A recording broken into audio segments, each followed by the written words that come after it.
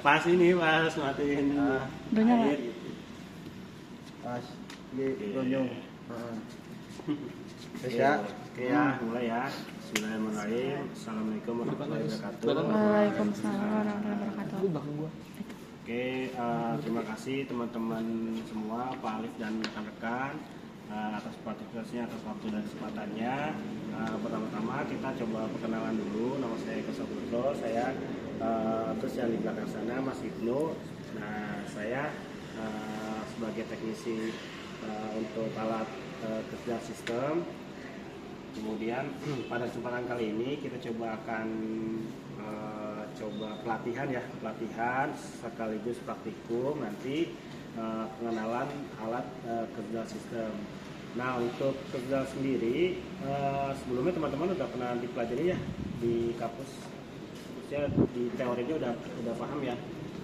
Oke, sekilas dari saya mungkin untuk analisa protein itu biasanya ada dua sistem. Pertama kerdas, satu lagi dumas. Nah, untuk yang dumas itu pakai combustion, biasanya combustion untuk pemanasan, kemudian nanti diambil nilai nitrogen atau karbonnya, kemudian menggunakan detektor. Nah, kalau untuk kerja sistem dia menggunakan tiga teknik. Yang pertama destruksi, kemudian distilasi, kemudian titrasi. Nah, untuk destruksi ini dia pemanasan suhu tinggi untuk mengurai dari senyawa yang kompleks ke senyawa yang lebih sederhana. Nah, untuk destruksi, nah itu dia pencampuran asam dan katalisator atau batu didih ya. Nah, untuk supaya hasil jadinya nanti Oke, nanti kalau saya kecepatan bisa langsung disanggah aja. Nah, terus untuk yang destruksi itu hasil jadinya nanti supaya si sampelnya itu dalam kondisi bening warnanya. Setelah didestruksi nanti ada penambahan aquades dan NaOH. Nanti untuk proses distilasinya di penambahan NaOH dan aquades untuk pengencerannya.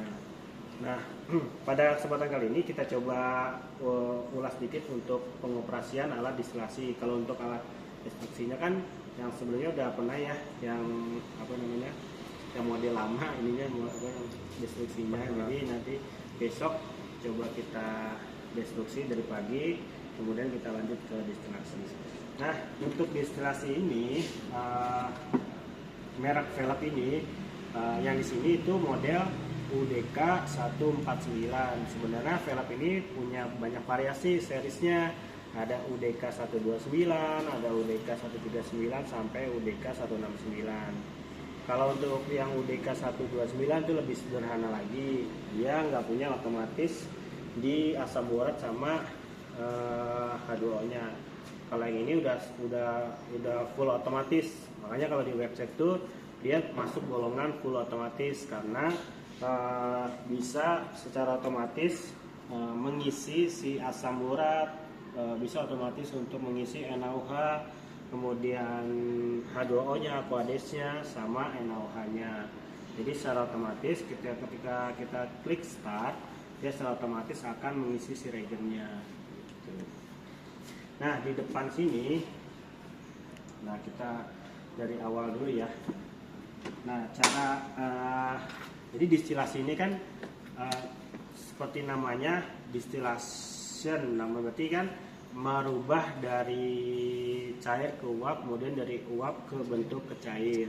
Nah, dari liquidnya itu nanti sampelnya itu dimasukkan ke dalam test tube. Test tube-nya itu bentuknya seperti ini.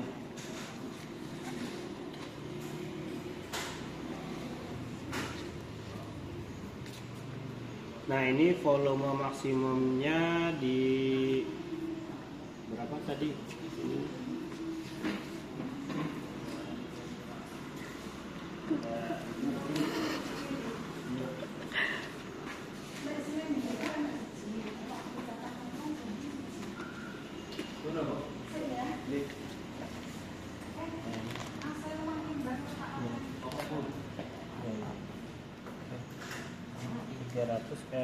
diameter 42 ya.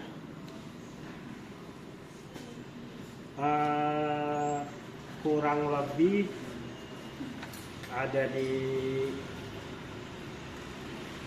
500 milian yang ini. Benar kali. 500 milian. Ada di 200 mili. Ininya kapasitas maksimumnya. Nah, test tube ini nanti dimasukkan ke dalam selang ini, posisinya seperti ini. Nanti untuk memasukkan test tube-nya di sini, kemudian ditekan si tuasnya nih, tuas ungkitnya ke bawah, kemudian masuk ke sampel kompartmennya sini. Nah, pastikan posisinya seperti ini ya, kejepit ke selang ininya, adapternya yang hitam, supaya masuk ke dalam. Kemudian ini cover safety-nya, penutupnya. Nah, dari sampel ini dia akan dipanaskan menggunakan steam generator namanya. Steam generator itu fungsinya untuk menghasilkan uap panas. Jadi nanti yang dari selang putih itu akan keluar uap panas. Nah, uap panas itu nanti akan memanaskan si sampel gitu. Nah, steam generator itu posisinya ada di dalam. Nah, nah, di belakang sana, posisi di belakang sini ada namanya steam generator. Makanya kalau dipegang di sini ada panas. Nah, ini settingan termostatnya. Ini nggak boleh diputar-putar. Berarti kita sebenarnya nggak buka-buka kan, Mas? Nggak, buka ini buat ini aja ketika maintenance, ngecek kondisi dalam. Kalau misalnya ada kebocoran, ngecek di dalamnya. Nah, kemudian di dalamnya ini ada motor pompa juga, dan di bagian paling bawah itu dia selang input untuk air dari tap water, dari keran. Nah, air keran ini fungsinya untuk mengisi dari titanium condenser. Nah, ini namanya titanium condenser yang bentuknya perak ini, titanium condenser yang dalamnya. Nah, titanium condenser ini dia hak paten dari Velop. Jadi kalau model brand lain itu biasanya pakai kaca, yang di sana kan pakai kaca ya, yang manual ya. Nah, di sini pakai titanium condenser. Nah, titanium ini bisa mendinginkan sampai 10 derajat dibandingkan dengan yang manual.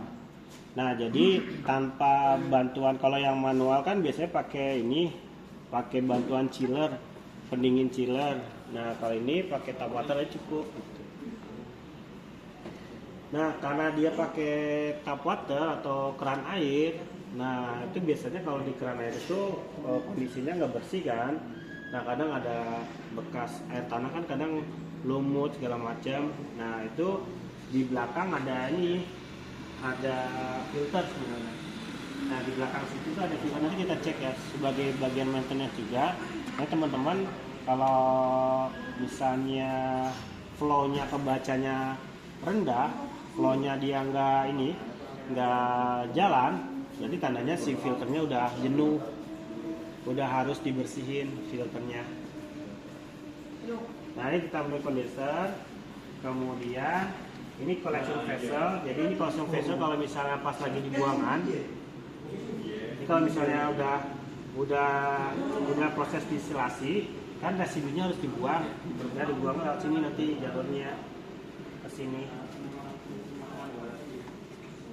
Nah, nanti ini kebuka, buang ke sini jalurnya.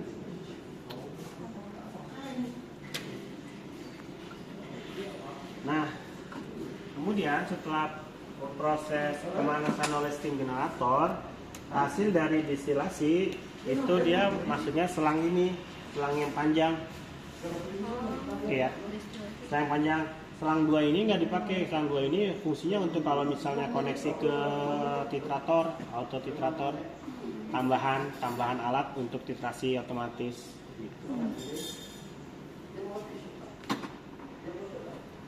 Nah, dari sini jadi selang Setelah hasil dari pemanasan distilasi dari proses pemanasan si sampel kan menguap, kemudian uapnya itu diubah ke air menggunakan kondenser ini, dengan kondenser. Kemudian air yang hasil jadi dari uap tadi masuk ke selang yang hasil aja. Kan biar nggak bingung saya naikin.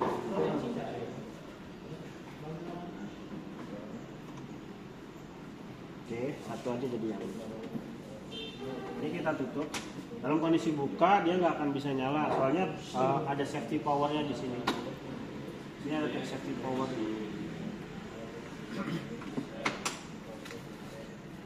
Oke, kemudian saya jelaskan selang-selangnya di sini karena banyak ya selang-selangnya.